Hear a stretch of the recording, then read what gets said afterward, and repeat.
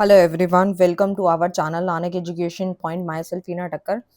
और आज जो है हम लोग जो है क्वेश्चन बैंक यानी कि इम्पोर्टेंट क्वेश्चन लेकर आए हैं इन्वायरमेंटल स्टडीज का, जिसका सब्जेक्ट कोड है BEVAE 181। इन्वायरमेंटल स्टडीज बोलो या फिर ड्यू वाले बच्चे हैं जो हैं इन्वायरमेंटल साइंस बोले, EVS बोले, सारे सब्जेक्ट का जो इम्पोर्टेंट क्वेश्चन है वो यहीं पे रहने वाले हैं। आज हम टोटल यहाँ पर 16 क्वेश्चन डिस्कस करेंगे, जिसमें से आप 5 या 6 कोई भी अच्छे से करके जा सकते हैं और आराम से पास हो सकते हैं। तो देखो, वही सिंपल सी बात है। अगर आप ड्यू से हैं तो आप लोगों का पेपर थ्योरी के फॉर्म में होगा, और जो आपका इग्नू है उसमें ये MCQ होता है। आपको बस टॉपिक को अच्छे से समझना है, इन्हीं के बीचों बीच यहाँ से क्वेश्चन आपको देखने को मिलेंगे। और जिनको लगता है कि हमें जो है MCQ में अच्छे मार्क्स लाने हैं तो वो PYQs कर सकते हैं। लास्ट के 5 ईयर्स का जो क्वेश्चन का जो सॉल्यूशन है या क्वेश्चंस हैं वो हमने अपने गेस्ट पेपर में प्रोवाइड किया हुआ है। और जिन्होंने वन शॉट नहीं देखी है वो वन शॉट भी इसका देख सकते हैं। ठीक है, तो आपको करना क्या है, इसका सब्जेक्ट कोड डालना है जो कि मैंने आपको अभी बताया। उसका सब्जेक्ट कोड डालने के बाद आपको इसका वन शॉट जो है मिल जाएगा यूट्यूब पर।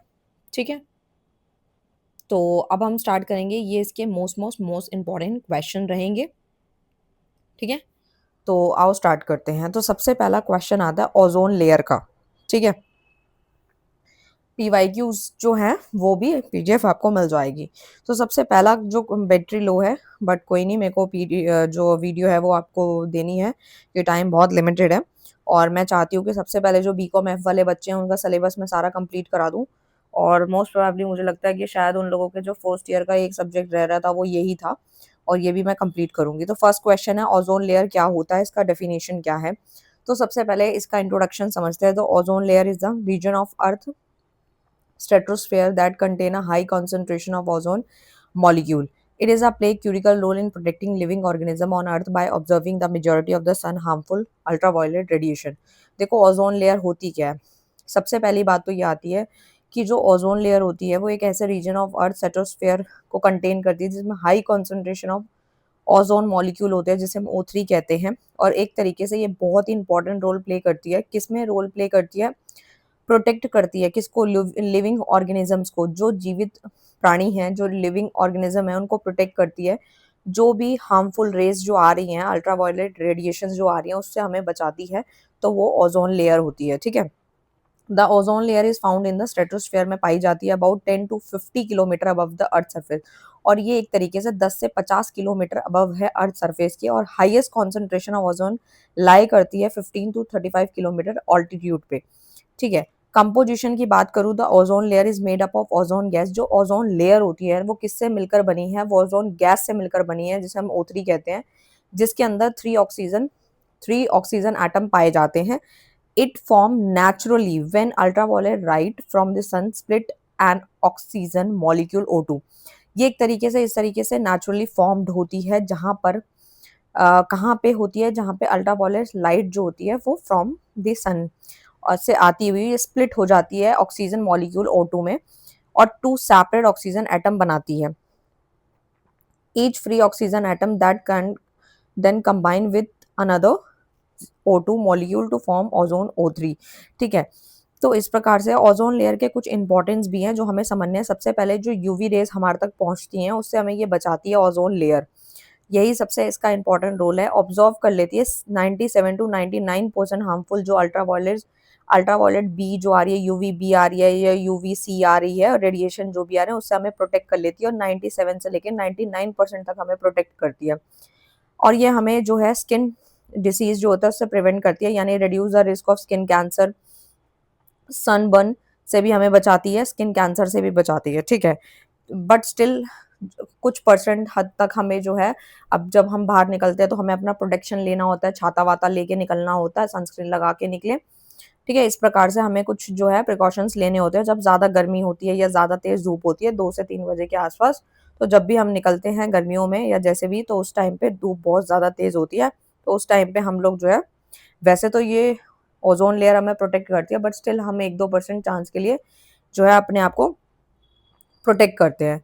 प्रोटेक्ट इकोसिस्टम को भी प्रोटेक्ट करती है। कौन? Ozone layer. जैसे कि सेफगार्ड टेरेस्ट्रियल हो गया, इक्वेटिक इकोसिस्टम हो गया, जिसके अंदर ये आता है which form the base of the marine food chain जो आती है वो सब उससे प्रोटेक्ट करती है। प्रिजर्व मटेरियल यानी प्रिवेंट करती है डिग्रेडेशन ऑफ प्लास्टिक हो गया, फैब्रिक हो गया, अदर कोई material cause by UV radiation, और कोई अनदर मटेरियल भी है जिससे यूवी रेडिएशन जो है वो पड़ सकती है, तो उससे जो है ये ओजोन लेयर बचा लेती है। ओजोन डिप्लीशन क्या होता है? Ozone depletion refers to the thinning of the ozone layer. जो ओजोन लेयर होती है उसकी थिनिंग को ये दर्शाता है due to human made chemical. ठीक है, मेजर कॉजेज कौन से हैं? देखो जैसे रेफ्रिजरेटर है, ठीक है, क्लोरोफ्लोरोकार्बन जिसे हम कहते हैं शॉर्ट CFCS कहते हैं, जो कि रेफ्रिजरेटर में यूज होता है, एयर कंडीशन में यूज होता है क्योंकि ये ठंडा करने का काम करता है। ठीक है, और एक तरीके से जो है आपने पढ़ा होगा। हेलोन्स में आता है यूज इन फायर। फायर के आपने देखे होंगे जब आप कहीं हॉस्पिटल में जाते हैं, स्कूल में जाते हैं, तो साइड में जो फायर एक्सटिंग्विशर लगे होते हैं वो हेलोन्स में आते हैं, उसमें यूज होते हैं। कार्बन टेट्राक्लोराइड जो होता है, मिथाइल क्लोरोफॉर्म जो होता है, वो कहाँ यूज होता है? यूज एज इंडस्ट्रियल सॉल्वेंट में इसको इस्तेमाल किया जाता है। ठीक है, तो देखो यहाँ पर लिखा गया है कि ओजोन लेयर जो डिप्लेशन के क्या इफेक्ट्स होते हैं। तो देखो भाई सबसे पहले यही आता है कि यूवी रेडिएशन बढ़ रही है, ठीक है, और ये हमारे अर्थ के सर्विस तक पहुंच रही है, जिससे स्किन कैंसर का रिस्क ज्यादा बढ़ता जा रहा है, और जो आईज में जो प्रॉब्लम हो रही है ह्यूमंस के, वो भी इसी वजह से हो रही है। प्लांट्स भी डैमेज हो रहे हैं, क्रॉप यील्ड भी रिड्यूस हो रही है, मेराइन लाइफ जो है उसको हार्मफुल हो रहा है, क्लाइमेट इनबैलेंस हो रहा है due to change in atmosphere temperature जो चेंज हो रहा है, जिसकी वजह से ये सारी चीजें हमें देखने को मिल रही हैं। ओजोन में जो होल है उससे क्या क्या देखने को मिलता है? The term ozone hole refers to the severe depletion of the ozone layer over Antarctica. First discover in 1980s में डिस्कवर किया गया था। It occur mainly during spring. Spring में ज्यादातर देखने को मिलता है, सितंबर से नवंबर के महीने में, due to chemical reaction on polar stratospheric clouds PSCs the enhance ozone detection. देखो ओजोन में जो छेद हो रहा है वो किस जो मेनली अकर जो होता है during the spring season, September to November, and due to high chemical reaction, है ना, इसकी वजह से ये होता है। प्रोटेक्शन एंड रिकवरी मेजर्स क्या है? सबसे पहले क्या है? मॉनिट्रियल प्रोटोकॉल है, 1987 में लाया गया था, जिसमें international treaty to phase out the production and use of ozone depleting substance.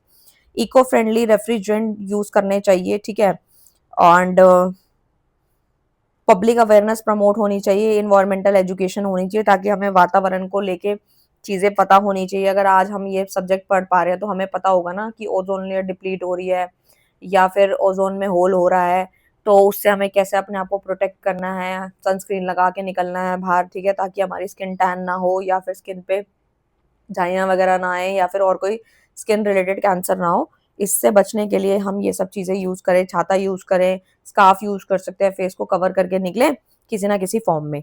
Current situation की बात करूँ तो since the Montreal protocol the ozone layer has been gradually recovering. Scientists predict that ozone layer will be returned to pre-1980s level by around 250 to 260 if global corporation continues। ठीक है, तो conclusion उनके लिए है जो कि शॉर्ट में पढ़ना चाहते हैं। नेक्स्ट आता है waste and waste management.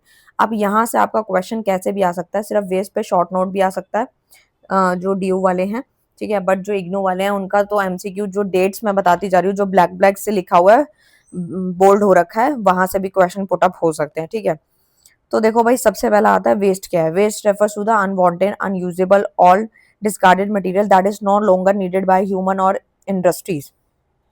It is a byproduct of human activity, domestic, industrial, commercial और agriculture and can be solid, liquid और gaseous in the form। तो देखो भाई वेस्ट है क्या? एक तरीके से कूड़ा है, ठीक है, ऐसा मटेरियल है जो लंबे समय के लिए है, जो इंसान को नहीं चाहिए, ठीक है, वो किसी ना किसी फॉर्म में होगा, ठीक है, सॉलिड, लिक्विड, गैसियस की फॉर्म में हो सकता है। Proper waste management is essential maintain environmental balance, human health and sustainability. एक तरीके से क्या है कि जो हमारा प्रॉपर वेस्ट का जो मैनेजमेंट होता है, उसका वेस्ट का भी मैनेजमेंट होना जरूरी है, क्योंकि अगर इसका मैनेजमेंट नहीं होगा सही टाइम पे तो जो हमारा वातावरण है वो इनबैलेंस हो सकता है, ह्यूमन के हेल्थ पे असर आ सकता है इस प्रकार से। तो इन्वायरमेंटल प्रोटेक्शन एक्ट के अकॉर्डिंग यहाँ पे वेस्ट की एक डेफिनेशन दी गई है, ठीक है। वेस्ट मीन्स एनी सब्सटेंस और object which the holder discard, intend to discard और is required to discard. In simple language, waste is anything that is no longer useful और has lost its value for the to the person who possesses it. देखो भाई waste का simple भाषा में मतलब है simple language में बताऊं तो नो लॉन्गर यूजफुल, वो आपके लिए इस यूजफुल नहीं है और उसकी वैल्यू खत्म हो चुकी है। ठीक है, इसमें आप कुछ भी एग्जांपल इसका ले सकते हैं। अब इसके एग्जांपल पे आते हैं। वेस्ट भी कई टाइप का होता है, यहाँ पे 7 टाइप लिखे हैं। सबसे पहला आता है सॉलिड वेस्ट।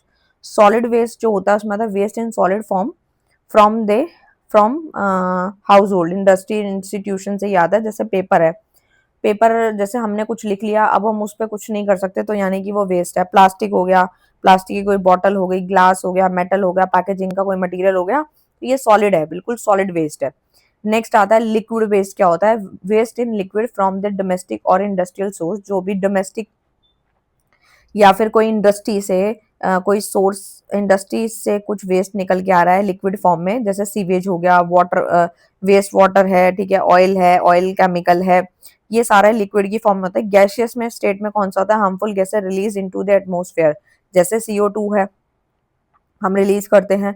सल्फर डाइऑक्साइड हो गया, मीथेन हो गया, ये सब चीजें एटमॉस्फेयर में जो देखने को मिलती है वो गैसियस वेस्ट होती है। उसके बाद आता है हडाजियस वेस्ट, जो होता है waste that poses risk to health और environment due to toxic, flammable और करोसिव नेचर। जैसे कोई मेडिकल का वेस्ट है, पेस्टिसाइड्स है, केमिकल का कोई वेस्ट है, तो वो सारे इसी में आते हैं। ठीक है, एक तरीके से जो हमारे हेल्थ को रिस्क पहुंचाते हैं। अब बायोमेडिकल में आता है वेस्ट जनरेटेड फ्रॉम हॉस्पिटल, और ये हॉस्पिटल और लैब से जनरेट होते हैं, जैसे कि बैंडेज हो गया, बॉडी फ्लूइड्स हो गए, ये सब आता है। ई वेस्ट में आता है जिस गाड़ी इलेक्ट्रॉनिक यानी इलेक्ट्रिकल डिवाइसेस के थ्रू निकलता है, जैसे computer, phone, batteries, TV etcetera. Agriculture waste में आता है वेस्ट फ्रॉम फार्मिंग एक्टिविटी से भी निकलता है कुछ वेस्ट, जैसे कि क्रॉप रिड्यूस हो गया, एंड फर्टिलाइजर्स हो गए, पेस्टिसाइड्स हो गए, तो ये भी एक टाइप का वेस्ट है। अब वेस्ट के कुछ सोर्सेज हैं जो कि मैंने आपको अभी ही ऊपर ही बता दिए हैं। ठीक है, अच्छा, उसके बाद आता है कि एक मिनट, हाँ, तो बस ये जो ऊपर पढ़ाया है बस उसको ना यहाँ कैटेगरी में डिवाइड करके दिखाया है कि जो हाउस होल्ड वेस्ट होता है, जो हमारे घरों से निकलता है, जैसे हम कुछ खाना बच गया हमारे घर में, पैकेजिंग है, प्लास्टिक, पेपर, तो अगर पेपर में याद ना आए तो सोच लेना घर में से जो भी वेस्ट निकल रहा है वो क्या क्या है, उसमें लिख देना हाउस होल्ड में। इंडस्ट्रीज में केमिकल, मेटल, टॉक्सिक होते हैं, अभी बताया। एग्रीकल्चर बता दिया। कमर्शियल वेस्ट में waste from office, shop, hotel से जो भी निकलता है, ठीक है, ये सब चीजें आ जाती हैं। ठीक है, नेक्स्ट वाला जो आता है वो आता है effect of waste on environment and health. ये जो वेस्ट है एक टाइप का, उसका क्या प्रभाव पड़ता है हमारे वातावरण पे या हमारी हेल्थ पे? तो सबसे पहले 4 इफेक्ट पड़ते हैं। एक आता है पॉल्यूशन, इस, ये तो सबसे नंबर 1 पे है। Improper waste disposal leads to an air, water, soil pollution, ये क्रिएट कर देता है। हेल्थ भी हमारी खराब कर सकता है, जैसे कि कॉजेज डिसीज लाइक कॉलेरा है, डायरिया हो गया, रेस्पिरेटरी, सांस लेने में इशू हो रहा है, स्किन में इन्फेक्शन हो रहा है, ये सब वेस्ट की वजह से होता है। वाइल्ड लाइफ हार्म में आता है एनिमल में इंजेस्ट पेस्टिसाइड्स और टॉक्सिन लीडिंग टू डेथ, जिसकी वजह से उनकी डेथ वगैरह भी हो जाती है एनिमल्स की, वेस्ट की वजह से। क्लाइमेट चेंज में आता है जो हमारा वातावरण चेंज हो रहा है, जैसे कि decomposing organic waste release methane, methane को वो रिलीज कर रहा है, ग्रीन हाउस गैस हो गया, ये इस प्रकार से रहता है। मॉडर्न वेस्ट डिस्पोजल मेथड में आता है लैंडफिलिंग, यानी अब मॉडर्न वेस्ट डिस्पोजल मेथड कौन से हैं? तो disposal of waste in specific design pits में वो किया गया है। ठीक है, और नेक्स्ट आता है, इसमें आप कोई भी 2-3 लिख सकते हो, जैसे वेस्ट टू एनर्जी प्लांट्स हो गया, कन्वर्टिंग वेस्ट इनटू इलेक्ट्रिसिटी में ये कन्वर्ट हो जाता है, या हीट में हो गया। कंपोस्टिंग हो गया, decomposing organic waste to produce manure, ठीक है, उससे जो ऑर्गेनिक डिकम्पोज करके हम प्रोड्यूस करते हैं मैन्योर को, तो ये सब आप बना के लिख सकते हो। नेक्स्ट आता है गवर्नमेंट एंड ग्लोबल जो एफर्ट्स लगाए गए हैं वो क्या है? स्वच्छ भारत मिशन अभियान आपने सुना होगा, जिसमें प्रमोट किया जाता है क्लीनिनेस को। साइंटिफिक वेस्ट मैनेजमेंट जो है, इस पे काम किया गया है। सॉलिड वेस्ट मैनेजमेंट रूल 2016 में आया था, जिसमें गाइडलाइन सेट किए गए थे सीग्रेशन को लेके, कलेक्शन को लेके, ट्रीटमेंट को लेके, कि किस तरीके से वेस्ट कलेक्ट होगा एंड और किस तरीके से उसको ट्रीट किया जाएगा। ठीक है, नेक्स्ट आता है हमारा waste management. Waste management refers to the process of collecting. अब नाम ही क्या है, वेस्ट। वेस्ट को हम किस तरीके से मैनेज करेंगे? तो सबसे पहले कलेक्ट करना है, ट्रांसपोर्ट करना है, प्रोसेसिंग, रिसाइकलिंग एंड डिस्पोजिंग। जो चीज दोबारा यूज हो सकती है उसको रिसाइकिल कर देंगे, और जो नहीं हो सकती उसको तो आगे आपको पता ही है, जला वला के खत्म कर देंगे। और waste material in a safe and environmentally friendly manner में। It is main goal is to reduce the harmful effect. एक तरीके से मेन मिशन ही क्या है वेस्ट मैनेजमेंट का कि हार्मफुल इफेक्ट जो है वो कम से कम हो और ह्यूमन की हेल्थ भी ज्यादा इफेक्ट ना हो और वातावरण भी साफ सुथरा रहे। ठीक है, वेस्ट मैनेजमेंट के कुछ उद्देश्य हैं। सबसे पहला आता है यहाँ पे to protect the environment from harmful effect of waste, यानी कि हमें अपने वातावरण को प्रोटेक्ट करना है, कम से कम पोल्यूशन हो, क्योंकि वेस्ट मैनेजमेंट से ये चीजें जो ऊपर हमने पढ़ी थी वो सही होने लगेंगी। जैसे पोल्यूशन रिड्यूस हो जाएगा, नेचुरल रिसोर्सेज कंजर्व हो जाएंगे, रिसाइकलिंग एंड रीयूज करो बार बार प्रोडक्ट। ठीक है, और जैसे पॉलिथीन जो है, पॉलिथीन ना यूज करके हम जूट के बैग यूज कर सकते हैं। ठीक है, वो बाबा रीयूज हो सकते हैं।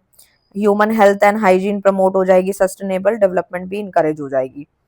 वेस्ट मैनेजमेंट के कुछ स्टेप हैं, फिर से वही है, वेस्ट जो है वो जनरेट जो हुआ है उसको इकट्ठा करना, फिर सीग्रेड करना, यानी बायोडिग्रेडेबल एंड नॉन बायोडिग्रेडेबल में इसको हमने बांट देना है। फिर ट्रांसपोर्टेशन होएगा, फिर वेस्ट ट्रीटमेंट होगा कि किस प्रकार से जो है physical, chemical, biological process to reduce the volume, कि किस तरीके से उसकी वॉल्यूम को कम किया जाए और वेस्ट को कम किया जाए। रिसाइकलिंग एंड रिकवरी होएगी, किस तरीके से कि अगर यूजफुल मटेरियल है जैसे लाइक मेटल, ग्लास, प्लास्टिक है, उसको रिकवर करेंगे, रिसाइकिल करेंगे, नए नए प्रोडक्ट्स बनाएंगे और फाइनल डिस्पोज ऑफ कर देंगे। Non cycle waste is safely dispose in landfill और थ्रो दे, और वो हो जाएगा इस प्रकार से। ठीक है, तो वही है जो मैंने ऊपर पढ़ाया। ये तो वही है, आपने पढ़ा ही होगा, जो 3 Rs होते हैं, जिसमें आता है कि रिड्यूस है, रीयूज है एंड रिसाइकिल है। रिड्यूस का मतलब है वेस्ट जो जनरेट हो रहा है उसको कम से कम करो, जैसे प्लास्टिक बैग को अवॉइड करो, अभी मैंने एग्जांपल दिया। रीयूज मतलब आप बॉटल एंड कंटेनर को रीयूज दोबारा कर सकते हो। रिसाइकिल में आता है जैसे पेपर को रिसाइकिल कर दिया, ग्लास को, मेटल को, ये सारे पॉइंट्स आप आराम से लिख सकते हैं। वेस्ट मैनेजमेंट के यही पॉइंट्स हैं, वही फीचर ही आप बना के लिख सकते हो इंपॉर्टेंस में। चैलेंजेस में आता है वेस्ट मैनेजमेंट में, सबसे पहला आता है पब्लिक अवेयरनेस की कमी है, तभी हम वेस्ट को अच्छे से मैनेज नहीं कर पाते। इन प्रॉपर सीग्रेशन हो रहता है वेस्ट का। रिसाइकलिंग फैसिलिटी बहुत ज्यादा लिमिटेड है। इनसफिशिएंट फंड है हमारे पास वेस्ट इंफ्रास्ट्रक्चर के लिए। ठीक है, और रैपिड अर्बनाइजेशन जो है वो ज्यादा से ज्यादा वेस्ट जनरेट करवा रही है। स्वच्छ भारत मैंने ऊपर पढ़ा दिया आप लोगों को, वही सारा है। नेक्स्ट क्वेश्चन आता है पॉल्यूशन का। ठीक है, पॉल्यूशन क्या है? पॉल्यूशन भी मैंने आपको अभी बताया कि पॉल्यूशन जो होता है वो किस प्रकार से होता है। पॉल्यूशन जो होता है एक हार्मफुल सब्सटेंस है जो कि एनर्जी है हमारे वातावरण में पैदा हो जाती है, लिविंग ऑर्गेनिज्म को इफेक्ट डालती है और नेचुरल रिसोर्स को भी इफेक्ट डालती है। ठीक है, अब जैसे यहाँ पर जो है 3 टाइप का यहाँ पे बताया गया है, नहीं 3 नहीं है, यहाँ पे 8 टाइप का आपको यहाँ पे पॉल्यूशन बताया गया है। सबसे पहले बताया गया है एयर के बारे में। एयर पॉल्यूशन में आता है जैसे कि contamination of air by harmful gases जैसे डस्ट, स्मोक, ये सब आता है। और वाटर पॉल्यूशन में आता है वाटर बॉडीज। ठीक है, जो फैक्ट्रीज से जो गंदा पानी, जो सीवरेज है या फिर एग्रीकल्चर रन ऑफ है, ये सारे वाटर पॉल्यूशन का ही पार्ट है। जिससे क्या क्या हो रहा है, देखो भाई, ड्रिंकिंग पानी, पानी जो हम लोग पी रहे हैं उसमें कमी हो रही है, वाटर बॉर्न डिसीज हो रहे हैं, और एयर पोल्यूशन से सांस लेने में दिक्कत हो रही है, एसिड रेन हो रहा है, ग्लोबल वार्मिंग, ये सब हमने ऊपर पढ़ा। सॉइल पोल्यूशन क्या है? सॉइल पोल्यूशन एक तरीके का सॉइल क्वालिटी जो डिग्रेड हो रही है, किसकी वजह से? हार्मफुल केमिकल की वजह से। इससे फर्टिलिटी कम हो रही है, क्रॉप फेलियर्स हो रहे हैं, ये सारे पॉइंट्स आप लिख सकते हो। जैसे इंडस्ट्रियल वेस्ट हो गया, पेड़ का कटना, वो सॉइल पोल्यूशन का ही है पार्ट। नॉइज पोल्यूशन में जो आवाज होती है, जैसे अनवांटेड एक्सेसिव साउंड, तेज आवाज होना, व्हीकल में से जो आवाजें निकलती हैं, या लाउड स्पीकर तेज बजाना, या कंस्ट्रक्शन की आवाज हो गई जिसकी वजह से हमारी हेयरिंग लॉस हो सकती है, स्ट्रेस हो सकता है, हमारी नींद भी जो है खराब हो सकती है। थर्मल पॉल्यूशन में आता है टेम्परेचर जब बढ़ जाता है ना नेचुरल वाटर बॉडीज का एकदम से, तो वो थर्मल पॉल्यूशन होता है, जैसे कि पावर प्लांट हो गया, इंडस्ट्रियल कूलिंग हो गई, है ना। एंड आपके पेपर में इसी प्रकार से क्वेश्चन वो पूछ लेता है कि थर्मल पॉल्यूशन का चार्ट दे दिए, उसमें से बताओ कि इसका कौन सा एग्जाम्पल है। ठीक है, इस प्रकार से। Harm to aquatic organism and reduce oxygen in the water. ठीक है, पानी के अंदर ऑक्सीजन की कमी हो सकती है। एंड रेडियो एक्टिव पॉल्यूशन क्या होता है? जो कि रिलीज करता है radio active substance into environment, जिसमें आता है जेनेटिक हो गया एंड कैंसर हो गया, ये सब इसकी वजह से होता है। लाइट पोल्यूशन में क्या होता है? जैसे अर्बन एरिया, स्ट्रीट लाइट की वजह से होता है, लाइट की वजह से होता है, एक्सेसिव आर्टिफिशियल जो लाइट जो होती है ना उसकी वजह से होता है ये।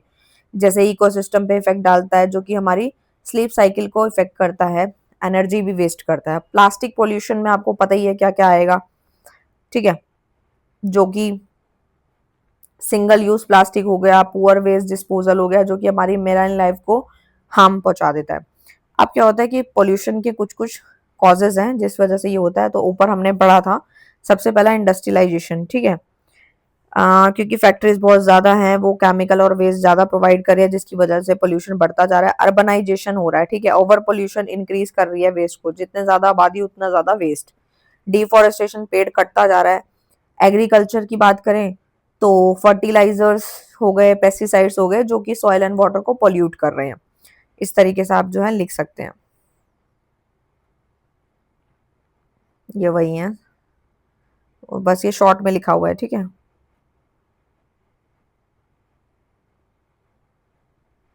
ये सब आप लिख सकते हैं। यहाँ पर जो बताया गया गवर्नमेंट एंड ग्लोबल इनिशिएटिव जो लिए गए थे इंडिया के अंदर, सबसे पहला एयर एक्ट 1981 आपको याद रखना है। वाटर जो हो गया, prevention of control of pollution जो है वो 1974 में इनिशिएट किया गया था। इन्वायरमेंटल प्रोटेक्शन एक्ट का ईयर याद, यहाँ पे ना आपको ईयर याद होने चाहिए, 1986। स्वच्छ भारत अभियान मिशन जो था वो क्लीननेस के ऊपर था, ऊपर बताया 2014 में। नेशनल ग्रीन ट्रिब्यूनल एनजीटी जो है वो इन्वायरमेंटल केसेस को मॉनिटर करता है। तो ये ना आपको ईयर याद रखना है। ग्लोबल इफेक्ट क्या है, पेरिस एग्रीमेंट जो था वो 2015 में आया। क्योटो प्रोटोकॉल जो था 1997 में, एंड मॉन्ट्रियल प्रोटोकॉल 1987 में, एंड यूएन जो था वो फोकस करता है क्लाइमेट के एक्शन पे। तो देखो भाई, जो पेरिस एग्रीमेंट था 2015 में, उसका मकसद क्या था कि जो ग्रीन हाउस गैस का जो एमिशन हो रहा है वो कम हो पहले के मुताबिक। क्योटो प्रोटोकॉल जो होता है international treaty on climate change, ठीक है। एंड मोनस्ट्रियल प्रोटोकॉल जो था वो ओजोन लेयर को प्रोटेक्ट करने के लिए लाया गया था, ठीक है। तो सोचा तो गया है, लेकिन किस लेवल तक सोचे गए हैं वो तो अब आप देख ही रहे हो। रोल ऑफ सिटीजन में आता है कि बस वही है यार, ज्यादा से ज्यादा पेड़ लगाओ, इको फ्रेंडली प्रोडक्ट इस्तेमाल करो, ज्यादा से ज्यादा अपने आसपास सफाई रखो, एंड वेस्ट कम से कम करो। नेक्स्ट क्वेश्चन आता है बायोडिग्रेडेबल का एंड नॉन बायोडिग्रेडेबल का। यहाँ पे डिफरेंस हम लोग एक बारी देख लेते हैं।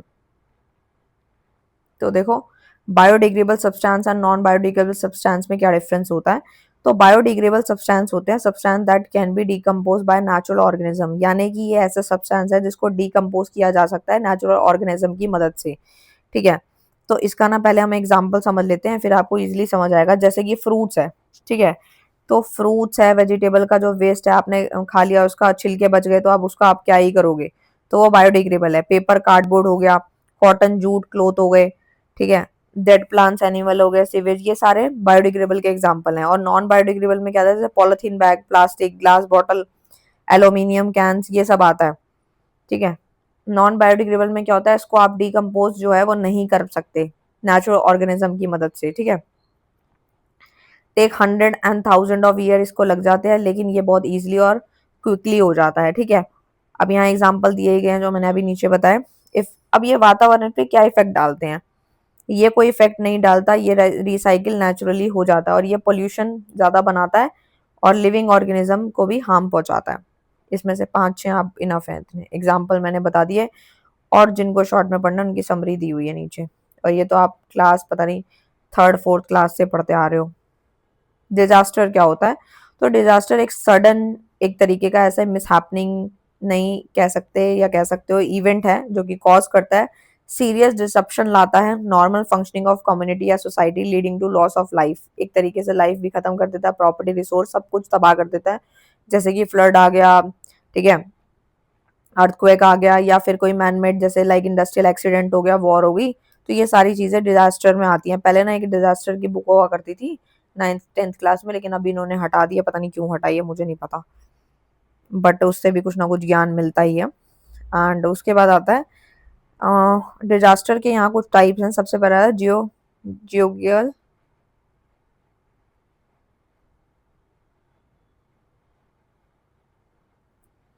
तो मैं यही देख रही थी कितना लेंदी क्वेश्चन है, एक बार ये देख लेते हैं, ठीक है।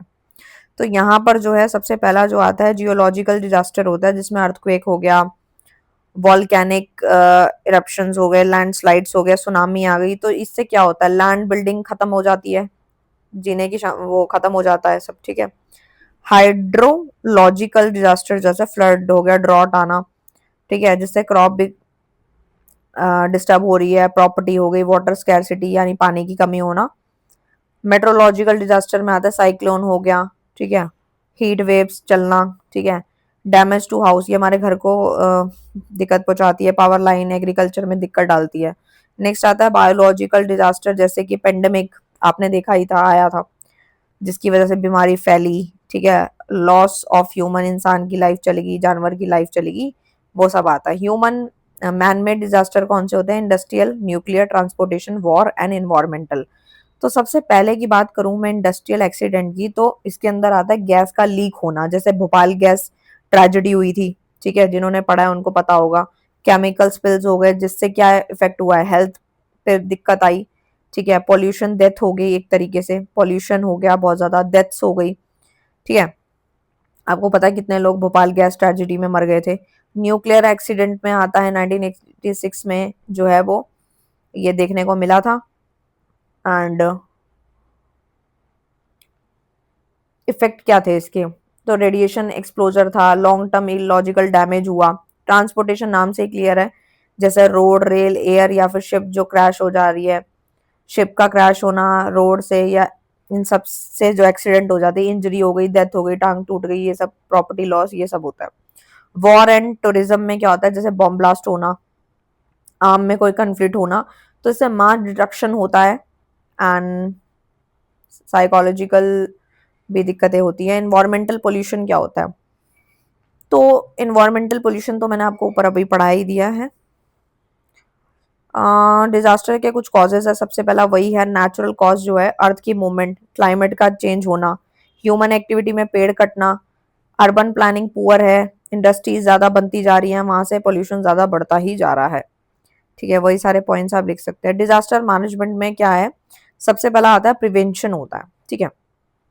डिजास्टर को हम किस तरीके से मैनेज करेंगे? एक तरीके ऐसा प्रोसेस है जिसमें हम प्रिपेयर करते हैं, रिस्पॉन्ड करते हैं, रिकवरिंग करते हैं डिजास्टर की, टाइम से पहले उसकी आने वाली आपदा को हम पहले से ही उसको ठीक कर लेते हैं, ठीक है, जो हमारे हाथ में है। जैसे प्रिवेंशन और मिटिगेशन, यानी कुछ स्टेप ले लेते हैं जिससे हमारा रिस्क कम हो जाए डिजास्टर का, जैसे बिल्डिंग फ्लड बैरियर्स हो गए, ठीक है।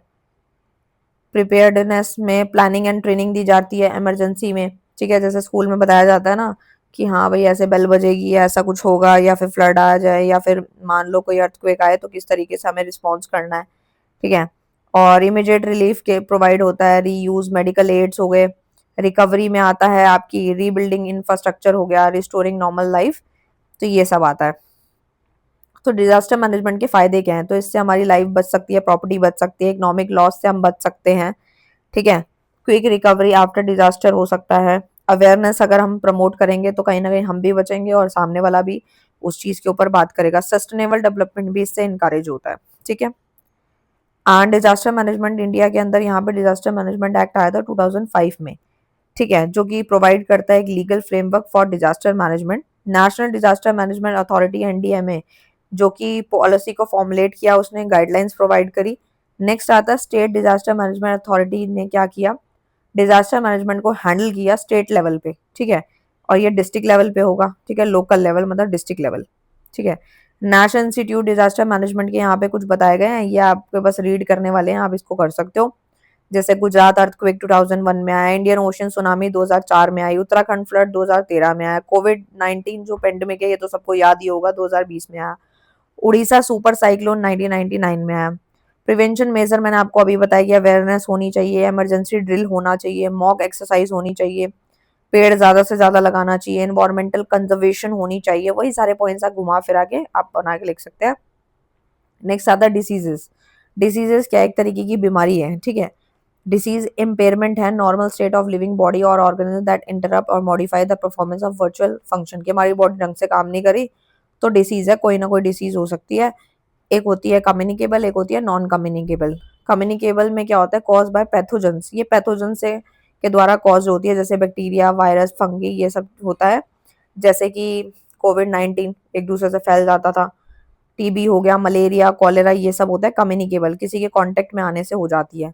नॉन कम्युनिकेबल डिसीज होती है, जैसे कैंसर आजकल बहुत बढ़ रहा है, डायबिटीज है, अस्थमा है, हार्ट डिसीज है, ये कॉज नहीं होती पैथोजन से, यानी ये फैलती नहीं है, लेकिन ये हो जाती है अगर हम डेली एक्सरसाइज ना करें, खाना पीना अच्छा ना खाएं, तो दिक्कतें हो सकती हैं। नेक्स्ट आता है बेस्ड ऑन ड्यूरेशन, ये ड्यूरेशन के बेस पे होती है ये भी क्लास 9th में हमने काफ़ी डिटेल में चीज़ें पढ़ी हुई हैं, बट स्टिल मैं आपको पढ़ा रही हूँ। एक्यूट डिसीज़ में आती है डेवलप सडनली, ये एकदम से सडनली जो है डेवलप हो जाती है, last for a short period, जैसे कि कोल्ड का होना, फीवर, डायरिया, ये सब। और जो क्लॉनिक होती है वो डेवलप बहुत धीरे होती है लेकिन चलती लंबे समय तक है, जैसे अस्थमा हो गया, डायबिटीज हो गई, शुगर वगैरह। एंड उसके बाद आता है हमारा वाटर बॉर्न डिसीज जो होती हैं वो contaminated water with bacteria, virus, जैसे कॉलेरा ऊपर मैंने अभी बताया। एयरबॉर्न डिसीजेज मतलब एयर पोल्यूशन के द्वारा होती हैं, हवा के अंदर जो जर्म्स हो गए, ट्यूबरक्लोसिस, अस्थमा, ये सब मैंने अभी पढ़ा है। वेक्टर बॉर्न डिसीजेज जो होते हैं मलेरिया, डेंगू, ये सब जो होते हैं, यानी जो हमारे इंसेक्ट और एनिमल के स्प्रेड होने से फैलती है, ठीक है। सॉइल बॉर्न डिसीजेज जैसे कि हम कंटेमिनेटेड सॉइल के कांटेक्ट में आते हैं, जैसे हुकवॉर्म इन्फेक्शन हो गया, टेटनस हो गया, ये सब। फूड बॉर्न डिसीज में आता है ईटिंग कंटेमिनेटेड और स्पॉइल्ड फूड, जैसे फूड पॉइजनिंग हो जाती है, हम कुछ भी खा लेते हैं, एक्स्ट्रा बाहर का खा लिया, ओवर ईटिंग कर ली, तो उससे हो जाता है फूड पॉइजनिंग वगैरह। नॉइज स्ट्रेस रिलेटेड डिसीज में आता है कंटिन्यूस एक्सपोजर टू नॉइज और स्ट्रेस कॉज होती है, जिससे हमारी सुनने की क्षमता कम हो जाती है, डिप्रेशन हो जाता है। वही सब लिखा हुआ है ये ऊपर भी। प्रिवेंटिव मेजर्स में क्या है कि हमें साफ सुथरा पानी जो है वो मिलना चाहिए, ठीक है। साफ सुथरा हम पानी पिए, प्योरिफिकेशन फिल्ट्रेशन करके ही पानी पिए, गंदा पानी हमें नहीं पीना चाहिए। सैनिटाइजेशन प्रॉपर होनी चाहिए, यानी हमारा सराउंडिंग बिल्कुल साफ सुथरा होना चाहिए। सीवरेज सिस्टम प्रॉपर होना चाहिए। वेस्ट सही से मैनेज होना चाहिए, गार्बेज वगैरह। पॉल्यूशन सही से कंट्रोल होना चाहिए, एयर एंड वाटर पॉल्यूशन कम से कम होना चाहिए। वैक्सीनेशन से हम लोग जो है उससे हमारी इम्यून सिस्टम बढ़ जाता है। ये सब आप लिख सकते हैं। नेक्स्ट आता है इन्वायरमेंट क्या होता है। तो देखो भाई, मैंने अभी आप लोगों को पढ़ाया environment is everything that surround us, जो हमारे आसपास लिविंग प्राणी हैं या नॉन लिविंग थिंग्स हैं, उन सबको मिला के इन्वायरमेंट बनता है। Nature plus living being plus the interaction, ये सब हमारे इन्वायरमेंट का पार्ट है। डेफिनेशन आप कोई भी लिख सकते हैं। लिटोस्फेयर होता है एक तरीके का नेचुरल इन्वायरमेंट का एक पार्ट है। Lithosphere, hydrosphere, auto sorry atmosphere and biosphere. ये भी मैंने जब वन शॉट कराया था ना, जिन बच्चों को लगता है कि हमारे को पूरी बुक की समरी देखनी है तो वो आराम से देख सकते हैं, कोई दिक्कत नहीं है। तो सबसे पहले कि अगर मैं बात करूँ तो वातावरण के बारे में बात करूँ तो लिटोस्फेयर होता है जो सॉलिड पार्ट होता है अर्थ का, जैसे रॉक, माउंटेन, सॉइल, मिनरल्स, ये लिटोस्फेयर के अंदर आते हैं, ठीक है। ये वाला हाइड्रोस्फेयर में आता है जितनी भी वाटर बॉडीज आती हैं, जैसे कि river, oceans, lake, ground water, glaciers, ये सब आते हैं। एटमॉस्फेयर में आता है the layer of gases surrounding the earth, जो हमारे अर्थ के सराउंडिंग में जितनी भी गैसेस की लेयर्स होती हैं, जैसे ऑक्सीजन है, नाइट्रोजन है, कार्बन डाइऑक्साइड है, वो एटमॉस्फेयर में आती है। बायोस्फेयर में आते हैं जितने भी लिविंग ऑर्गेनिजम्स होते हैं, जैसे प्लांट्स हैं, एनिमल है, जानवर हैं, पौधे हैं, ह्यूमन है, जो आपस में इंटरेक्ट कर रहे हैं, लैंड, एयर एंड वाटर, तो वो बायोस्फीयर आता है। ह्यूमन मेड आपको पता ही है, बिल्ड एनवायरनमेंट जो हम खुद बनाते हैं, बिल्डिंग, रोड, ब्रिज, फैक्ट्री, ये बिल्ड एनवायरनमेंट है जो हमने खुद क्रिएट किया है, हमें बना बनाया नहीं मिला। सोशल कल्चर एनवायरनमेंट में आता है ट्रेडिशन जो हम फॉलो करते हैं, कस्टम, बिलीफ, इंस्टीट्यूशंस, ये सब हम आज हम फॉलो अप करते हैं अपने यहाँ पे रह के। सो इतना समझ आया। एनवायरनमेंट के कुछ इंपॉर्टेंस है। सो सबसे पहला आता है नेचुरल रिसोर्स प्रोवाइड करता है हमारे को, ये सारी चीजें यहाँ पे धरती पे मिल रही हैं, हवा, पानी, मिनरल्स, फूड, खाना पीना, सब। इलॉजिकल बैलेंस को मेंटेन करता है। डिफरेंट स्पीशीज डिपेंड करती हैं एक दूसरे के ऊपर। फूड चेन आपने पढ़ी होंगी कि कोई किसको खाता है, कोई वेजिटेरियन है, कोई नॉन वेजिटेरियन है, कोई जानवर किसको खा रहा है, इस तरीके से उसकी फूड चेन चल रही है। और ये क्लास 10th में हमने पढ़ा था। सपोर्ट बायोडाइवर्सिटी, हमारी बायोडाइवर्सिटी को भी सपोर्ट करता है। Provide habitat for plants and animal, को एक हैबिटेट मिल जाता है। क्लाइमेट भी रेगुलेट होता है, रिसाइकिल भी होती है हमारी वेस्ट, एंड ह्यूमन का डेवलपमेंट होता है, जैसे कि कच्चा माल प्रोवाइड होता है इंडस्ट्रीज को, शेल्टर, एग्रीकल्चर, ये सब आप बना के लिख सकते हैं। फिर से वही है, पोल्यूशन क्या है, deforestation, global warming, ozone layer, ये सब मैं ऊपर आपको पढ़ा चुकी हूँ, ये सब आप बना के लिख सकते हैं। एंड उसके बाद नेक्स्ट क्वेश्चन आता है डेवलपमेंट का। तो डेवलपमेंट क्या है? डेवलपमेंट मीन्स प्रोग्रेस है, एक तरीके का प्रोग्रेस है, इम्प्रूवमेंट है, economical, social, political and environmental condition of our country की। हमारी कंट्री के अंदर जितने भी economic, social, political, environment condition है वो बस इंप्रूव हो जाए, उसी को हम डेवलपमेंट बोलेंगे। डेवलपमेंट की एक छोटी सी डेफिनेशन है, growth plus progress plus improvement of human life. Human की जो लाइफ है वो इंप्रूव हो जाए, प्रोग्रेस हो जाए, ग्रोथ हो जाए, तो वही डेवलपमेंट हमारी कहलाती है। इकोनॉमिक डेवलपमेंट में क्या आता है? देखो भाई, नेशन की जो वेल्थ इंक्रीज हो जाए, प्रोडक्शन, इनकम, ये सब बढ़ जाए तो डेवलपमेंट है। इंडस्ट्री, ट्रेड, इंफ्रास्ट्रक्चर पे हम फोकस करें, जो हमारी एम्प्लॉयमेंट की अपॉर्चुनिटी है डे बाय डे बढ़ती जा रही है, जैसे जीडीपी का बढ़ना, टेक्नोलॉजी में इम्प्रूवमेंट होना, इंडस्ट्रियलाइजेशन, ज़्यादा से ज़्यादा इंडस्ट्रीज लग रही हैं, तो वो सब क्या है, एक तरीके से हमारा इकोनॉमिक डेवलपमेंट है। सोशल डेवलपमेंट में जैसे कि हेल्थ हो गया, एजुकेशन इक्वालिटी हो गया, हाउसिंग सैनिटाइजेशन, जैसे गरीबी कम हो जाए, लिटरेसी कम हो जाए, हेल्थ की फैसिलिटी इंप्रूव हो जाए, तो वो सोशल डेवलपमेंट का पार्ट है। पॉलिटिकल में आता है right to vote, freedom to speech, हमें बोलने का अधिकार होना चाहिए और हम जो है वोट दे सकें। Good governance, democracy, political stability को दर्शाता है। नेक्स्ट आता है एनवायरमेंटल डेवलपमेंट, जो कि है एक तरीके से हमारा sustainable use of natural resources, कि हम एक तरीके से जो नेचुरल रिसोर्स यूज कर रहे हैं उस पर फोकस किया जाए। For example renewable energy use हो, पोल्यूशन कंट्रोल हो, कंजर्वेशन, फॉरेस्ट फॉरेस्ट कंजर्वेशन हो। ये शॉर्ट में लिखा हुआ है, ठीक है, इस तरीके से आप बना के लिख सकते हो। डेवलपमेंट के कुछ इंपॉर्टेंट फिर से वही पॉइंट्स हैं, आप बना के लिख सकते हो। लिविंग स्टैंडर्ड, इससे हमारा बढ़ता है, क्योंकि डेवलपमेंट होगी तो हमारे लिविंग स्टैंडर्ड बेटर होंगे, हम अच्छा खाएंगे पिएंगे तो हमारे को हर चीज़ अच्छी होगी, हमारी बॉडी अच्छी रहेगी। एम्प्लॉयमेंट जो है वो भी क्रिएट होता है, ज़्यादा से ज़्यादा जॉब होगी तो इनकम अपॉर्चुनिटी ज़्यादा होंगी, गरीबी कम से कम होनी चाहिए। डेवलपमेंट होगी तो गरीबी ऑटोमेटिक कम होगी, इक्वालिटी प्रमोट होगी, इनोवेशन भी इनकरेज होगा। आप सोचोगे मैं जल्दी क्यों करा रही हूँ, क्योंकि ये सारी चीज़ें हम ऑलरेडी पढ़ ही चुके हैं। नेक्स्ट आता है हम लोगों का सस्टेनेबल डेवलपमेंट। तो देखो भाई, सब सस्टेनेबल डेवलपमेंट एक तरीके का डेवलपमेंट है that meets the need of the present without compromising the ability of future generation to meet their own needs. हमें अपनी चीज़ों को, रिसोर्स को इस प्रकार से, अपनी ज़रूरतों को इस तरीके से पूरा करना है और आने वाली फ्यूचर जनरेशन भी उसको यूज़ कर पाए, वेस्टेज नहीं करनी, तो उसे हम बोलेंगे सस्टेनेबल डेवलपमेंट। अगर हमारे पास, अगर घर में टंकी में पानी है तो ये नहीं कि हमारे को नहीं चाहिए फिर भी हमने नल खुला छोड़ दिया, ऐसा नहीं करना हमें, ठीक है, जितना चाहिए उतना यूज़ करेंगे। कंजर्वेशन ऑफ नेचुरल रिसोर्स है, पोल्यूशन कंट्रोल है इसका part, and renewable energy resource भी यूज़ हो, बैलेंस बना रहे economic growth and environmental protection में, social justice and equality maintain रहे। प्रमोट डेवलपमेंट के कुछ मेजर्स हैं। सबसे पहला आता है एजुकेशन एंड हेल्थ पे इन्वेस्टमेंट होनी चाहिए। अगर एजुकेशन हेल्थ अच्छी है तो हम ज़्यादा से ज़्यादा आगे बढ़ेंगे, पैसा कमाएंगे और हमारी जीडीपी बढ़ जाएगी। इंडस्ट्रियल एंड एग्रीकल्चर ग्रोथ हो जाएगी, प्रमोशन ऑफ रिन्यूएबल एनर्जी होनी चाहिए। साथ ही साथ जो गवर्नमेंट की स्कीम है जैसे make in India, skill India, ये हमारा एक तरीके से ये इसीलिए लाई गई है कि हम आगे बढ़ सके, कुछ अपना कर सकें और हम दूसरे कंट्री पे, दूसरे पे निर्भर ना रहें और हमारा वातावरण भी साफ सुथरा रहे और ट्रांसपेरेंसी देखने को मिलेगी। नेक्स्ट क्वेश्चन आता है डाइवर्सिटी एंड बायोडाइवर्सिटी का। इसके अंदर देख लेते हैं कि क्या क्या चीज़ें आती हैं। तो डाइवर्सिटी में क्या आता है एक तरीके से, आई थिंक मैं ये ऊपर आपको वैसे करा चुकी हूँ। डाइवर्सिटी में आता है general term for variety of difference in elements of group. एक तरीके से can we apply to any system, for example culture है, कोई लैंग्वेज है, कोई सोसाइटी है।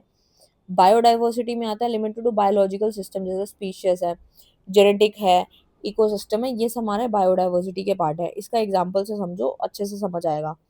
अब जैसे डाइवर्सिटी का एग्जांपल है, India has a multiple region, language and tradition. हमारे भारत देश के अंदर कितनी रीजन्स हैं, कितनी लैंग्वेजेस हैं तरह तरह की, एंड कितने ट्रेडिशन को फॉलो किया जाता है। जबकि हमारा जो बायोडाइवर्सिटी है उसमें आता है Amazon rain forest has thousand of plants and animal species देखने को यहाँ मिलती हैं। और एक तरीके से इसका पर्पस क्या है डाइवर्सिटी का, कि इंक्लूजन प्रमोट हो, टॉलरेंस एंड अंडरस्टैंडिंग बनी रहे।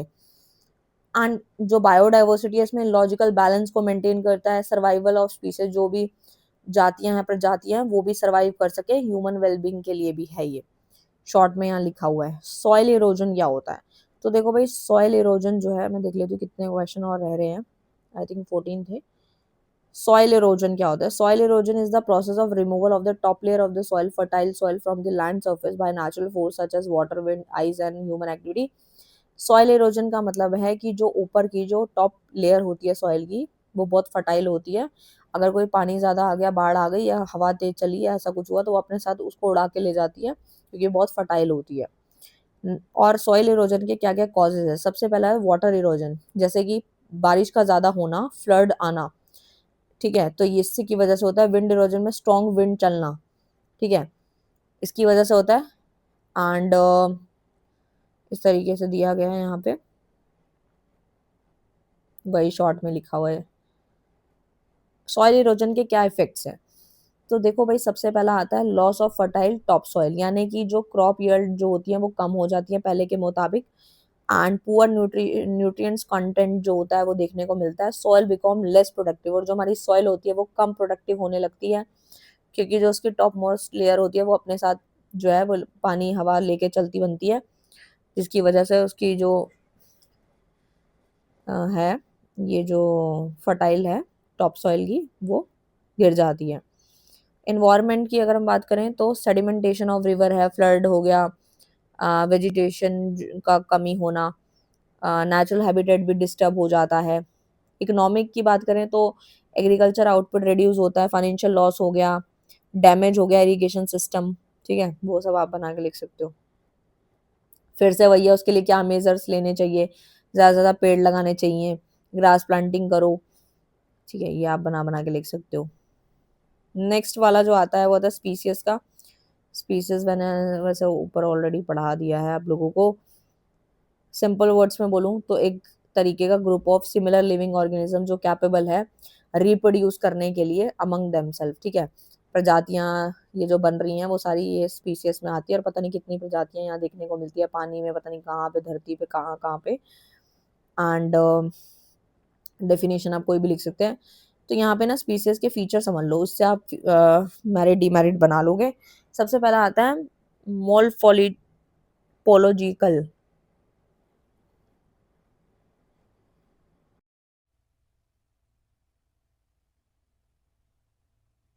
आते हैं नेक्स्ट क्वेश्चन की तरफ और देखते हैं कि हमारा नेक्स्ट क्वेश्चन जो है वो क्या रहेगा।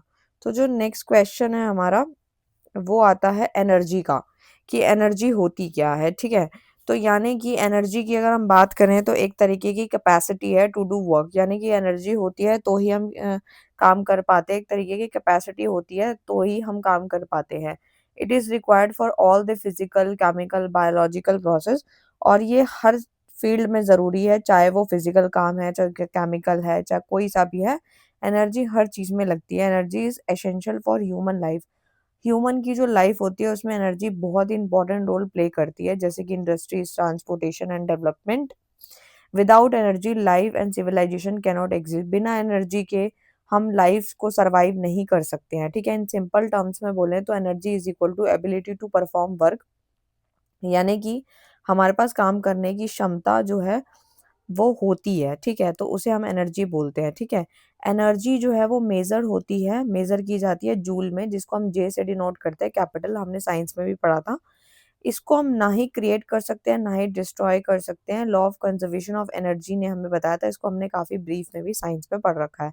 Energy can change from one form to another, और जो हमारी एनर्जी होती है वो एक तरीके से उसकी जो फॉर्म होती है वो चेंज होती है, एक फॉर्म से दूसरी फॉर्म में जाती है। और फॉर्म ऑफ एनर्जी जो होती है उसमें कई टाइप की एनर्जीज आती है, जैसे mechanical, chemical, electrical and thermal. Mechanical energy का मतलब है कि एनर्जी ड्यू टू मोशन, यानी यहाँ पर जो एनर्जी होती है वो ड्यू टू मोशन और पोजीशन होती है, जैसे कार का मूव होना, कार इधर से उधर जा रही है तो वो मैकेनिकल एनर्जी है। स्पिनिंग फैन, स्ट्रेचर स्प्रिंग्स, तो ये ना मैकेनिकल एनर्जी के पार्ट है। केमिकल एनर्जी में आता है एनर्जी स्टोर इन केमिकल बॉन्ड। केमिकल बॉन्ड की फॉर्म में एनर्जी जो होती है वो एक जगह पे जो है एनर्जी जो होती है वो स्टोर होती है, जैसे कि फूड है, बैक्टीरियाज है, फ्यूल लाइक कोल है, पेट्रोल है। तो ये सारे केमिकल एनर्जी के पार्ट्स हैं। इलेक्ट्रिकल एनर्जी आती है energy caused by movement of electrons, जो इलेक्ट्रॉन मूव करते हैं उसके वजह से एनर्जी जो बनती है उसे हम इलेक्ट्रिकल एनर्जी कहते हैं। एंड एक तरीके से इसके एग्जांपल है इलेक्ट्रिसिटी, लाइटनिंग, जनरेटर्स, उसको आप देखते ही हो, क्योंकि वो एनर्जी जो है कॉज होती है मूवमेंट ऑफ इलेक्ट्रॉन, इलेक्ट्रॉन घूमते हैं तो एनर्जी रिलीज होती है, जिससे इलेक्ट्रिसिटी हम यूज कर पा रहे हैं अपने घर में, ट्यूब लाइट, बल्ब, ये सब, लाइटनिंग, जनरेटर, ये सब। थर्मल एनर्जी में जैसे हीट आता है, एनर्जी ड्यू टू टेम्परेचर, ये एक तरीके से एनर्जी किसकी फॉर्म में आते हैं, ड्यू टू टेम्परेचर, जैसे पानी का गर्म होना, जियो थर्मल एनर्जी, ये सब आप इसके एग्जांपल वहां लिखेंगे। न्यूक्लियर एनर्जी में क्या आता है, तो न्यूक्लियर एनर्जी में आता है energy store in nucleus of the atom, यहाँ पे एनर्जी स्टोर होती है इन द न्यूक्लियस में होती है ऑफ एन एटम, जैसे कि इसका एग्जांपल्स जो दिए गए हैं वो है न्यूक्लियर रिएक्टर हो गया, एटॉमिक बॉम्ब हो गए, ये सब इसके एग्जांपल्स हैं। रेडिएंट लाइट एनर्जी जो होती है वो एक तरीके से एनर्जी कैरिड बाय लाइट और इलेक्ट्रोमैग्नेटिक वेव्स, जैसे कि सनलाइट, लेजर, एक्सरे, ये सब रेडिएंट लाइट एनर्जी के पार्ट है। साउंड एनर्जी नाम से क्लियर है, जैसे music, human voice, energy produce होती है वाइब्रेटिंग ऑब्जेक्ट के वाइब्रेट होने से प्रोड्यूस होती है एनर्जी, तो उसे हम साउंड एनर्जी कहते हैं, जैसे म्यूजिक का बजना, ह्यूमन वॉइस, ये सब। पोटेंशियल एनर्जी क्या होता है? Energy store in an object due to its position, यानी एनर्जी स्टोर होती है ऑब्जेक्ट के अंदर किसकी मदद से? पोजीशन की मदद, ड्यू टू इट्स पोजीशन की मदद से। जैसे water in a dam, stretch बो हो गया। काइनेटिक एनर्जी में आता है energy post by moving object, move करता है ऑब्जेक्ट, उसके द्वारा एनर्जी रिलीज होती है, जैसे रिवर का फ्लो करना, मूव मूविंग कार, ये सब इसके एग्जांपल्स हैं जो कि आप आराम से लिख सकते हैं। रिन्यूएबल एनर्जी या नॉन रिन्यूएबल में क्या कहता है? रिन्यूएबल एनर्जी जो होती है वो नेचुरली रिप्लेनिश्ड होती है, जैसे कि सोलर एनर्जी। एनर्जी हमें कहाँ से मिल रही है? सन से मिल रही है। Wind energy, energy from moving air, air के मूव करने से जो हमें एनर्जी मिलती है उसे हम विंड एनर्जी का नाम देते हैं। हाइड्रो पावर में आता है energy from flowing water, water के फ्लो होने से जो एनर्जी रिलीज होती है उसे हम हाइड्रो पावर कहते हैं, और ये ऊपर हमने पढ़ाई है, बस उसको कैटेगरी में बांटा है, renewable and non renewable. Non renewable energy sources वो होती है जो कि लिमिटेड होती हैं और एग्जॉस्टेबल होती है, जैसे फॉसिल फ्यूल है, कोयला, कोयल, ऑयल, नेचुरल गैस, ये नॉन रिन्यूएबल है, ठीक है। एक बार खत्म हो जाती है तो दोबारा नहीं मिल पाती है। न्यूक्लियर एनर्जी में आता है जैसे यूरानियम, थोरानियम, ये सब इसके एग्जांपल्स हैं। एंड इम्पोर्टेंस क्या एनर्जी के? सबसे पहले इंसान के लिए, इंसान की लाइफ के लिए बहुत इंपॉर्टेंट है एनर्जी, जैसे कि खाना बनाना, हीटिंग, ट्रांसपोर्टेशन, कम्युनिकेशन करने में एनर्जी चाहिए, हर एक चीज़ में एनर्जी चाहिए। अगर हम एनर्जी नहीं होगी, हम कुछ खाएँगे पिएँगे नहीं, एनर्जी नहीं होगी तो हम कुछ काम नहीं कर पाएँगे। इंडस्ट्रीज़ में जैसे गुड्स का प्रोडक्शन होना, मशीन का ऑपरेट होना, ये सब इंडस्ट्रीज़ के पॉइंट ऑफ व्यू से इम्पोर्टेंट है। एग्रीकल्चर में जो हमारे लिए एनर्जी क्यों इम्पोर्टेंट है, जैसे इरिगेशन है, फार्म मशीनरी है, क्रॉप का स्टोरेज है, ये सब इसके एग्जांपल्स आप आराम से बना के लिख सकते हैं, वही सब है। And law of conservation of energy तो आपने पढ़ा ही होगा, इसके एग्जांपल भी पढ़े होंगे, जैसे सनलाइट, प्लांट्स, फिर cow eat plants, milk, human eat milk, motion, kinetic energy. तो इस तरीके से एनर्जी जो है वो जनरेट होती रहती है, ठीक है। एक से रेडिएंट एनर्जी जो है वो काइनेटिक एनर्जी में कैसे बदलाव हुआ, तो ये तो आपने साइंस में काफ़ी डिटेल में पढ़ा होगा, तो मैं मान के चलती हूँ ये तो आपको आता ही होगा। इन्वायरमेंटल इम्पैक्ट जो होता है, एक तरीके से इन्वायरमेंटल, यहाँ पे बताया गया इन्वायरमेंटल, कहाँ हैं हम? हाँ, एनवायरमेंटल इम्पैक्ट जो है एनर्जी यूज़ का, वो नॉन रिन्यूएबल एनर्जी में, जैसे पॉल्यूशन कॉज हो जाता है, ग्रीन हाउस गैस का एमिशन होना, क्लाइमेट में बदलाव आना, ठीक है। तो और रिन्यूएबल में आता है इको फ्रेंडली चीज़ों का इस्तेमाल करना है, डिपेंडेंस ऑन फॉसिल फ्यूल्स को हमें कम करना है। तो ये सब एग्जाम्पल आप याद कर सकते हो, और इसमें एक छोटी सी लाइन लिखी है, conserve energy today secure tomorrow, मतलब आज हम अपनी एनर्जी को बचा के रखेंगे तो कल हमारे लिए सिक्योर होंगी। नेक्स्ट आता है फॉरेस्ट क्या होता है? फॉरेस्ट एक तरीके का लार्ज एरिया कवर करता है जिसमें बहुत सारे पेड़, श्रब, अदर वेजिटेशन होती हैं, forming a complex ecosystem that support, जो कि सपोर्ट किसको करता है? वाइल्ड लाइफ को, क्लाइमेट को रेगुलेट करता है, रिसोर्सेज भी प्रोवाइड करता है इंसानों के लिए। तो एक छोटी सी डेफिनेशन यहाँ पे आप लिख सकते हैं, जैसे यहाँ लिखी है, land with dense tree cover plus tree plants plus wild life, ठीक है। तो डेफिनेशन आप कोई भी लिख सकते हैं। फॉरेस्ट के कुछ इंपॉर्टेंस हैं, सबसे पहला आता है इकोलॉजिकल इंपॉर्टेंस, जैसे कि ऑक्सीजन प्रोड्यूस करता है, और CO2 जो है ऑब्जर्व कर लेता है, हेल्प इन कंट्रोलिंग क्लाइमेट, जिससे कि हमारा जो क्लाइमेट है वो कंट्रोल होने में मदद करता है। एंड सॉइल इरोजन को प्रिवेंट करता है, वाटर साइकिल भी इससे मेंटेन रहती है, बायोडाइवर्सिटी में सपोर्ट देखने को मिलता है, जैसे कि प्रोवाइड करता है, हैबिटेट प्रोवाइड करता है जानवरों को, पक्षियों को एंड इंसेक्ट्स को। इकोनॉमिक इम्पोर्टेंस में आता है सोर्स ऑफ टिम्बर, टिम्बर का एक सोर्स है ये, वुड, बैम्बो, पेपर, ये सब। Support forest based industry employment, जैसे कि हनी, फ्रूट्स, नट्स, ये सब चीज़ें, मेडिकल चीज़ें यहाँ पे प्रोवाइड की जाती हैं क्योंकि जंगलों के द्वारा मिलती हैं, ठीक है। सोशल एंड कल्चरल इम्पोर्टेंस में आता है, many tribes and community depend on forest for livelihood, बहुत सारे ट्राइब्स हैं, बहुत सारी कम्युनिटी हैं जो कि जंगलों पे डिपेंड है अपने जीवन को चलाने के लिए। और forest have spiritual and recreation value भी है। इन्वायरमेंटल प्रोटेक्शन में आता है, ये हमारे को वातावरण में एक प्रोटेक्शन भी देता है जंगल, जो फॉरेस्ट वगैरह हैं। एयर पोल्यूशन रिड्यूस होता है बाय ऑब्जर्विंग हार्मफुल गैसेस हो गया, ग्राउंड वाटर रिचार्ज में मदद करता है, इकोसिस्टम भी बैलेंस करता है। इस तरीके से आप लिख सकते हैं बना के, ठीक है। तो डिफॉरेस्टेशन के यहाँ पे कुछ कॉजेज है, सबसे पहला तो यही है, logging, cutting trees for timber and woods, timber and woods के लिए जो पेड़ की कटाई हो रही है, ये डिफॉरेस्टेशन का एक कारण है। एग्रीकल्चर बढ़ता जा रहा है, वो भी इसका एक कारण है। अर्बनाइजेशन हो रहा है, सिटीज बन रही हैं, रोड, इंडस्ट्रीज, मॉल्स ये सब बन रहे हैं, जिसकी वजह से पेड़ काटे जा रहे हैं। माइनिंग हो रही है, ठीक है, एंड फॉरेस्ट फायर्स हो रही है, नेचुरल ह्यूमन कॉज फायर्स हो गया, ओवर ग्रेजिंग हो रही है, जिसकी वजह से जो है डिफॉरेस्टेशन देखने को मिलता है। डिफॉरेस्टेशन के कुछ इफेक्ट्स भी हैं, जैसे इन्वायरमेंटल इफेक्ट होता है, एक तो बायोडाइवर्सिटी का लॉस होना, फर्टिलिटी इससे रिड्यूस होती है, सॉइल इरोजन होता है, हमारी वाटर साइकिल भी डिस्टर्ब होती है, जैसे फ्लड ड्रॉट्स जो आते हैं वो एनवायरमेंटल इफेक्ट डालते हैं। पेड़ कट रहे हैं तो सोचो कितनी सारी इसकी समस्याएं हैं। उसके बाद आता है इकोनॉमिक इफेक्ट क्या होता है, तो इकोनॉमिक में आता है कि हमारा लाइवलीहुड में कमी देखने को मिल रही है, हम फॉरेस्ट डिपेंडेंट कम्युनिटी से अब भागते जा रहे हैं, and timber and forest product की अवेलेबिलिटी अब कम हो रही है। सोशल जो इफेक्ट होता है उसमें आता है loss of culture, spiritual heritage हो गया, ये सब आप लिख सकते हैं, बना बना के आराम से लिख सकते हो, कोई दिक्कत नहीं है। ठीक है, फिर से ये वो ऊपर वाले सेम पॉइंट्स है कि भाई क्या करना चाहिए, कंजर्वेशन मेथड क्या है फॉरेस्ट को बचाने के लिए कि पेड़ ना कटे, भाई पेड़ ना काटो, पेड़ लगाना है तो उसका उल्टा कर देना है, अफॉरेस्टेशन हो गया, रिफॉरेस्टेशन कर देना, एरिया को प्रोटेक्ट करना, फॉरेस्ट मैनेजमेंट में सस्टेनेबल लाना, लीगल मेजर्स लेना, पब्लिक अवेयरनेस फैलाना, ताकि लोग पढ़े लिखे होंगे तो जंगलों की कीमत को समझेंगे। ठीक है, इस प्रकार से सेव फॉरेस्ट सेव अर्थ, या आप डेडलाइन जो है एक कोटेशन लिख सकते हैं। नेक्स्ट क्वेश्चन जो आता है वो आता है हम लोगों का 14 क्वेश्चन पे आते हैं हम।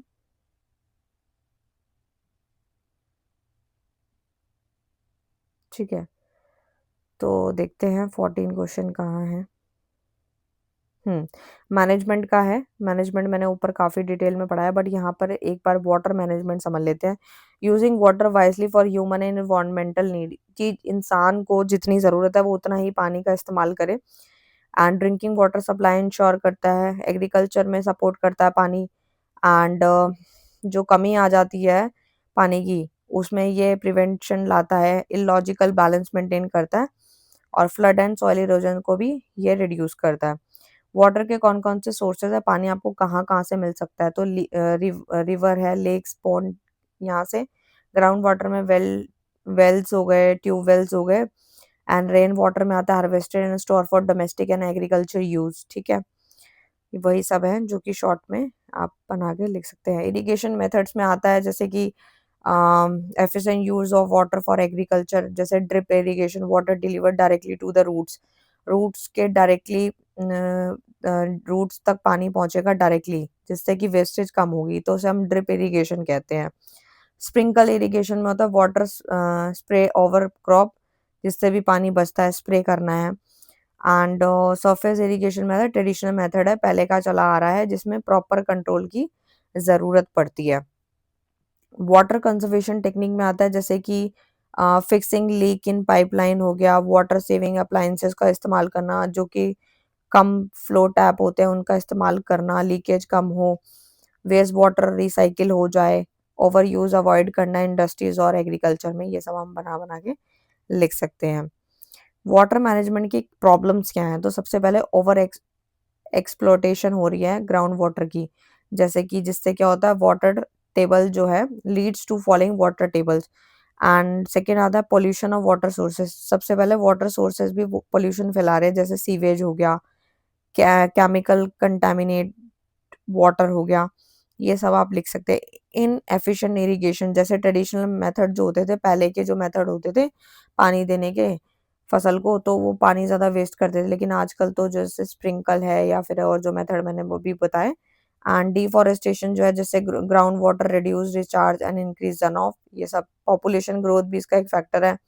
प्रॉब्लम है वाटर मैनेजमेंट का, पानी ढंग से मैनेज क्यों नहीं हो पा रहा, पेड़ कट रहे हैं, पॉपुलेशन बढ़ती जा रही है, डिमांड बढ़ती जा रही है पानी की, क्योंकि आबादी ज़्यादा होगी, तो आप समझ सकते हैं। तो वाटर मैनेजमेंट के यहाँ पे कुछ बेनिफिट्स हैं, वही पॉइंट्स हैं, आप बना के लिख सकते हैं। सबसे पहला आता है sustainable water supply for agriculture, industries, domestic use, and prevention हो फ्लड ड्रॉट, ये सब वाटर की जो कमी हो रही है वो ना हो, हेल्थ एंड सैनिटाइजेशन भी इम्प्रूव हो जाएगी, and economic development through efficient water use. ठीक है, नेक्स्ट आता है आप लोगों का, नेक्स्ट क्वेश्चन पे आते हैं। नेक्स्ट है हम लोगों का प्रोटेक्शन क्या होता है। तो देखो भाई, environmental protection refers to the practice of safeguarding the natural environment from the degradation, pollution, exploitation to ensure the survival of the all living organism. कि जो हम इंसानों को या पेड़ों को या वातावरण को जो भी नुकसान हो रहा है वो ना हो, उसी को हम प्रोटेक्शन बोलेंगे। जैसे कि पेड़ ना कटें, पोल्यूशन ना हो, हर चीज़ जो है वो बेकार जो हो रही है वो ना हो। इन सिंपल वर्ड्स बोले तो action to be keep nature clean, safe and healthy. हमारा जो नेचर है, जो वातावरण है वो क्लीन होना चाहिए, सेफ होना चाहिए और हेल्दी होना चाहिए। इन्वायरमेंटल प्रोटेक्शन के कुछ इंपॉर्टेंस है। सबसे पहले इलॉजिकल बैलेंस को मेंटेन करें, यानी कि पौधों को हम बचा लें, एनिमल नेचुरल हैबिटेट से हम बचा सकते हैं, पॉल्यूशन से हम बच सकते हैं, एयर वाटर, वही सारे सेम पॉइंट्स हैं, बार बार रिपीटेड होते हैं कहीं तो। नेचुरल सोर्सेज भी सेव हो, जैसे कि कंजर्व कर ले हम वाटर को, फॉरेस्ट, सॉइल, मिनरल्स, ये सब। मिटिगेट क्लाइमेट चेंज, जैसे कि ग्रीन हाउस गैस एमिशन को रिड्यूस करता है, ग्लोबल वार्मिंग को। नेक्स्ट आता है सपोर्ट ह्यूमन हेल्थ, यानी कि जो हमारी एयर है, वाटर है एंड फ्लड प्रिवेंट डिसीजेस को भी ये बचाता है, ठीक है, क्लीन करता है एयर को, ठीक है। नेक्स्ट जो आता है वो आता है एनवायरमेंटल प्रोटेक्शन के कुछ एरियाज है, जैसे फिर से वही है एयर पोल्यूशन। एयर पोल्यूशन में क्या है कि हम हमें अपने व्हीकल या फिर इंडस्ट्रीज के अंदर जो भी एयर से रिलेटेड पोल्यूशन हो रहा है उसको हमें बचाना है, प्रोटेक्ट करना है, ताकि हम प्रमोट करें use of renewable energy. Next आता है वाटर प्रोटेक्शन। इसमें आता है prevent water pollution from chemical and waste, conserve water through rain water harvesting and efficient irrigation. यानी कि यहाँ पे हमें वाटर पोल्यूशन को प्रिवेंट करना है, केमिकल और वेस्ट से बचाना है। नेक्स्ट आता है सॉइल प्रोटेक्शन। सॉइल प्रोटेक्शन में आता है prevent soil erosion through afforestation and contour farming, avoid over use of chemical fertiliser. जैसे हम केमिकल का, फर्टिलाइजर्स का, पेस्टिसाइड का जो हम ज़्यादा यूज़ करते हैं वो ना करें, उससे हम सॉइल प्रोटेक्ट कर पाएंगे। Forest and wild life protection में क्या होता है कि हमें अपने जंगलों को प्रोटेक्ट करना है, डिफॉरेस्टेशन से बचाना है। एंड बायोडाइवर्सिटी प्रोटेक्शन में आता है कि इलॉजिकल डाइवर्सिटी को हमें यहाँ पे मेंटेन करना है, ठीक है। तो इस प्रकार से हैं। उसके बाद फिर वही है environmental protection act, wild life protection act 1972, water air act, ये सब मैं ऊपर पढ़ा चुकी हूँ। टेक्नोलॉजिकल मेजर्स में आता है क्लीन एंड रिन्यूएबल एनर्जी जैसे होनी चाहिए, solar, wind, hydro. Pollution control होना चाहिए, फैक्ट्रीज व्हीकल से कम धुआं निकले, कम वेस्ट निकले। एंड वेस्ट मैनेजमेंट टेक्निक भी मैंने पढ़ाई आपको, कि रिसाइकलिंग ज़्यादा हो, सीवेज सिस्टम अच्छा होना चाहिए। कम्युनिटी एंड सोशल मेजर में आता है कि आपको पेड़ ज़्यादा लगाने हैं, एक तरीके से अवेयरनेस कैंपेन्स चलाने, इको क्लब्स खोलने हैं, सो दैट लोग अवेयर हों और वातावरण के बारे में सोचें। पर्सनल मेजर में फिर से वही आता है, रिड्यूस, रीयूज, रिसाइकिल, ये मैंने ऊपर काफ़ी अच्छे से पढ़ाया था कि प्लास्टिक को अवॉइड करना है, इको फ्रेंडली प्रोडक्ट इस्तेमाल करने हैं, ये सब आता है। एनवायरमेंटल प्रोटेक्शन के चैलेंजेस कौन से हैं, ये भी मैंने ऊपर पढ़ाया था कि अर्बनाइजेशन, इंडस्ट्रियलाइजेशन जो तेज़ी से बढ़ रहा है वो दिक्कत दे रहा है। ओवर पोल्यूशन भी हमारे लिए बहुत ख़राब कर रहा है। अवेयरनेस हमें में कमी है हमारे, ठीक है। पॉल्यूशन जो निकल रहा है फैक्ट्रीज से वो कम होना चाहिए, पेड़ कम कटने चाहिए। एंड रोल क्या है इंडिविजुअल और सोसाइटी का, तो सबसे पहला ज़्यादा से ज़्यादा पेड़ लगाओ, मेंटेन करो green spaces, personal carbon footprint को रिड्यूस करना है, इको फ्रेंडली लाइफस्टाइल को प्रमोट करना है, सस्टेनेबल कंजम्पशन को काम करना है। तो protect the environment, protect life. अगर हम अपने वातावरण को बचाएंगे तो हमारी लाइफ भी बच जाएगी, वरना तो हमारी लाइफ आपको पता है कैसे किस तरीके से चलेगी। तो कुछ पॉइंट जो मैंने स्किप करे हैं, दैट मीन्स वो मैं आपको ऊपर समझा चुकी थी, ठीक है। बाकी मैंने पूरा का पूरा आप लोगों को सिलेबस करवाया है, इसका वन शॉट करवा दिया है। एमसीक्यू आया, थ्योरी आया, आप अच्छे से कर पाएंगे। अभी बीकॉम एफ के सारे जितने भी सब्जेक्ट्स थे फर्स्ट ईयर के, फर्स्ट सेमेस्टर और सेकंड सेमेस्टर और कंप्लीट फर्स्ट ईयर का जो मैंने सब्जेक्ट्स थे जितने भी थे वो सारे मैंने कंप्लीट करा दिया क्वेश्चन बैंक के साथ। आपको चेक करना है तो जून 2026 प्लेलिस्ट चेक करना, वहाँ पे आपको सारे सब्जेक्ट के मिल जाएंगे। अब मैं सेकंड ईयर को कवर करूँगी, ठीक है। So all the best for your exam, thank you so much.